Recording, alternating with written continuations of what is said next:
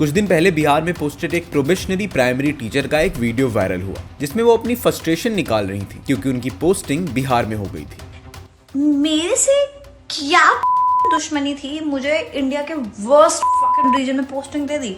I am not kidding, the situation of Bihar is actually up. It is not even hyped up. It is up, and the ground reality is people have no civic sense.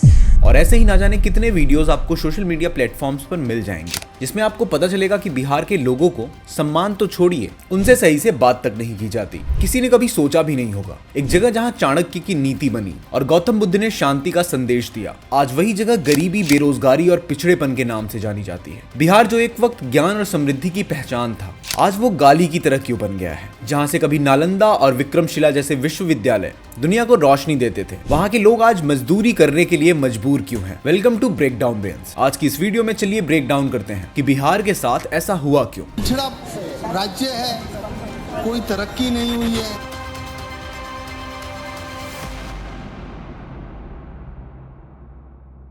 Bihar democracy का हिस्सा तो है, लेकिन progress और development कहीं पीछे छूट गई है। बिहार की मिट्टी ने आम्रपाली जैसी महिलाओं को जन्म दिया है, महिलाओं को नए रास्ते दिखाए हैं। उसी राज्य में महिलाओं की सुरक्षा और सम्मान एक सपना बन चुका है। मुजफ्फरपुर के अहियापुर में करीब 200 लड़कियों के साथ यौन शोषण का मामला सामने आया है।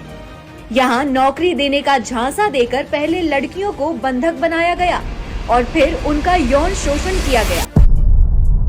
आज बिहार के लोग रोजगार की तलाश में दूसरे शहरों में माइग्रेट कर रहे हैं। फैक्ट्रीज की जगह मजदूरी है और लोगों के पास टैलेंट होने के बाद भी मजदूरी करने के अलावा कोई रास्ता नहीं बचा है। I want to work.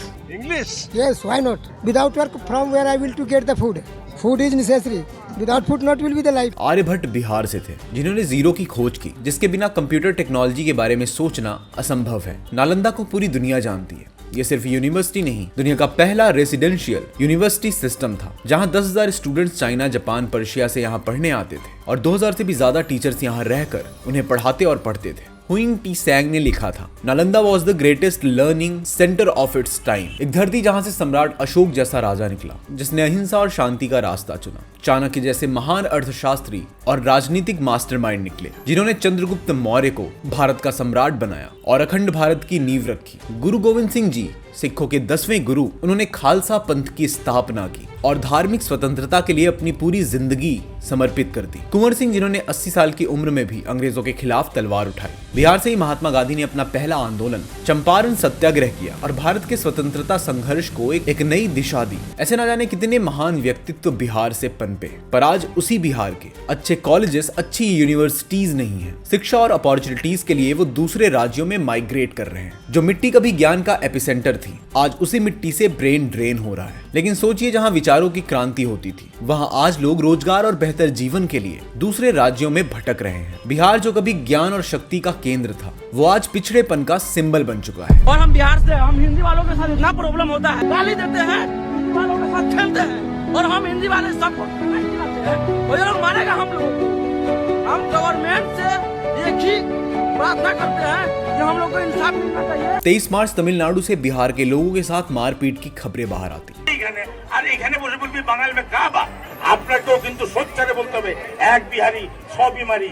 Bihar जो इतनी बड़े बड़े विश्वविद्यालयों की वजह से कभी शिक्षा से पहचाना जाता था, आज उस बिहार की पहचान भोजपुरी इंडस्ट्री के आइटम सॉन्ग्स और ऑर्केस्ट्रा कल्चर से हो रही है। बात उस सोच की है जो ये लोग बिहार की संस्कृति के नाम पे लोगों तक पहुंचा रहे हैं। कभी भोजपुरी सिनेमा वहां की संस्कृति दिखाता था,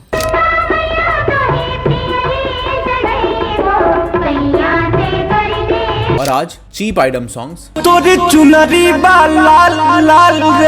डबल मीनिंग डायलॉग्स और औरतों का ऑब्जेक्टिफिकेशन यहाँ का ट्रेंड बन चुका है। जब आपके हीरोज स्क्रीन पर और बोलना कूल बनाते हैं, तो स्कूल्स और कॉलेजेस में बच्चे इन्हीं शब्दों का यूज करके कूल बनते हैं। ये सिर्फ एक स्क्रीन तक सीमित नहीं रहता, ये बिहार और बाहर से बिहार को देखने वाले लोगों का माइंडसेट बन चुका है। शादियों और पार्टियों में ऑर्केस्ट्रा शोज पर पब्लिक पागल सी हो जाती है। स्टेज पर लड़कियां प्रोवोकेटिव डांस कर रही होती हैं और ऑडियंस पैसा बरसा रही होती है और छेड़छाड़ कर रही होती है। कभी कभी तो माइनर लड़कियां भी इस एक्सप्लॉयटेशन का शिकार होती हैं। सेफ्टी और रिस्पेक्ट का कोई भी मतलब नहीं बचा है। और आयरनी ये है कि ये सब कल्चर के नाम पे चल रहा है, जिसमें बिहार के बड़े बड़े नेता भी शामिल हैं। और अगर आप ये सोचते हैं कि एजुकेशन इस सिस्टम को बदल सकता है, तो ये सच्चाई और भी पेनफुल है। और अगर आप ये सोचते हैं कि एजुकेशन इस सिस्टम को बदल सकता है, तो ये सच्चाई और भी पेनफुल है। हाँ हम क्या टीचर नाम हैं। मैंने कि आप लेटर दिखाइए कहाँ से आए हैं। नाम, आप अपना टीचर है तो नाम बताइए ना। और ऐसे दरी पर बच्चों को पढ़ाया जाता है। बिहार के गवर्नमेंट स्कूल्स के टीचर्स की हालत और खराब है। क्या क्या बोलिए ना, क्या उधर क्या, यहाँ बताइए ना, आप संज्ञा किसे कहते हैं?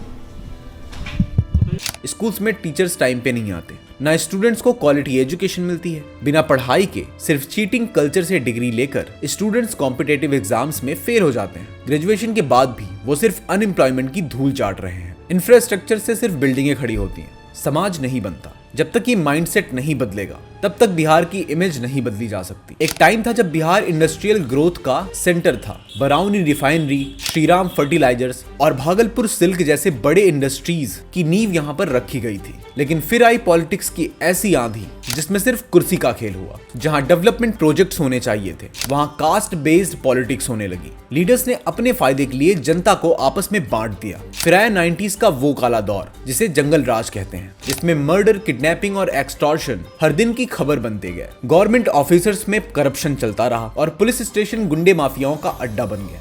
और जनता वो सिर्फ डर के साथ जीने के लिए मजबूर हो गई। जहां दूसरे स्टेट्स जैसे गुजरात, महाराष्ट्र और कर्नाटका इंडस्ट्रीज को अट्रैक्ट कर रहे थे, वहीं बिहार में बिजनेस बंद हो रहे थे। पुअर लॉ एंड ऑर्डर ने इन्वेस्टर्स को बिहार से भगा दिया। इकोनॉमिक लिबरलाइजेशन का भी कोई फायदा बिहार को नहीं मिला। आज भी बिहार का शेयर पूरे देश के इंडस्ट्रियल आउटपुट में सिर्फ 1% है, जबकि पॉपुलेशन का योगदान लगभग 10% से भी ज्यादा है। जब तक बिहार के पॉलिटिशियंस जब तक अपने खुद का फायदा देखना बंद करके जनता के बारे में सोचना शुरू नहीं करेंगे, बिहार की ग्रोथ बहुत मुश्किल है। अभी भी देश के ज्यादातर सिविल सर्वेंट्स बिहार से ही सिलेक्ट होते हैं, जो ये दर्शाता है कि बिहार में टैलेंट की कोई कमी नहीं है। और हमारी सरकार को बिहार के इस जंगल राज पे फोकस करने की जरूरत है। आज की वीडियो में बस इतना ही। हमें कमेंट करके बताइए कि बिहार के इस हाल का जिम्मेदार कौन है।